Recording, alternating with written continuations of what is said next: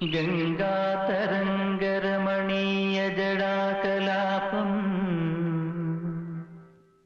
ഗൗരീ നിരന്തര വിഭൂഷിത വാമഭാഗം നാരായണ പ്രിയമനംഗ മദാപഹാരം വാരാണസീപുരപതിം ഭജ വിശ്വനാഥം.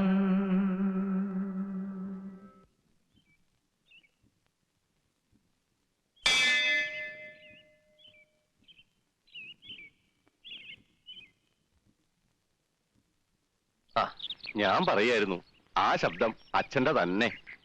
ഇംഗ്ലണ്ടിൽ പോയി നിയമം പഠിച്ചു വന്ന് വിളപ്പിച്ച സിംഹം അല്ലായിരുന്നു, ജില്ലാ ജഡ്ജിയായി പെൻഷൻ പറ്റിയ ആള്. എല്ലാ ഐശ്വര്യവും ഏലക്കരദേവൻ കൊടുത്താന്നാ പറയുക.